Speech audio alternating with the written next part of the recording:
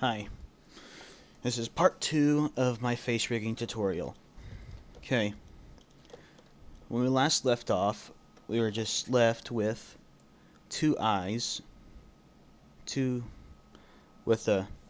two eyes to rotate, and that's simply achieved by one of them having a copy rotation constraint to the other. Now, personally, I do not want to be grabbing this bone and rotating it directly just to pose the eye. I'd much rather have some type of control that would hover right about here, and it would be in the vertical plane of the head bone. I have that bone right here. This is the bone which will be called eye track. And I should probably mention this as I go too. The eye track bone should have its Y location locked. Same with its Z scale and Y scale, and yeah, lock all rotation. So as you can see, it'll only move in the Z and X and Z, the Z and the X axis. It will not move in the Y. No matter how hard I try, it won't. And since I locked down its scale, it will only scale on the X-axis. See that?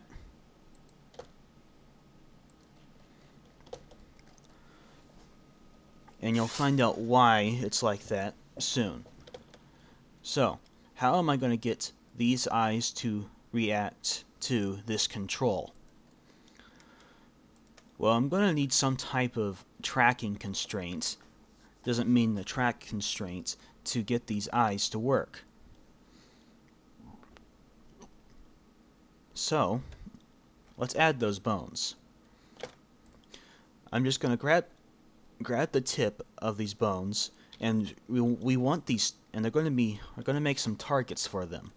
And very important, we want these targets to be in the vertical plane of the bone itself, or else the tracking will be off. So let's just extrude from there. Don't have to make it very big. Grab it and clear its parent, and move it close to the eye track. And grab the bone and grab the eye track bone, Control P, keep offset. And you also want to parent the eye track bone to the head bone. Control P, keep offset. And now you have a control. Well, not yet, we don't. So, even though we've added these targets, the eyes still aren't doing anything. So, I'm going to actually use an IK constraint. Why? Because I can.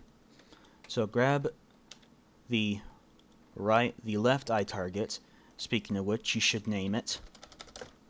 Call it ITRG, which stands for target, .L. Same thing with the other new bone. TRG. And turn deform off. Shift W, deform. So grab the left target, then grab the left eye, Control I, set to active bone, and we got a very bad looking pose there. That's because the chain lens wrong. It's set to 0, which means infinity. We want to set it to, I'm going to set it to 1. As you can see, that's much better. And if I grab the eye track, you can see the eyes now track it, which is exactly what I want. But now, you remember I locked down the scale, right? But if I scale the target, I'm not getting what should be happening here is cross-eyed. This character should be going cross-eyed when this happens.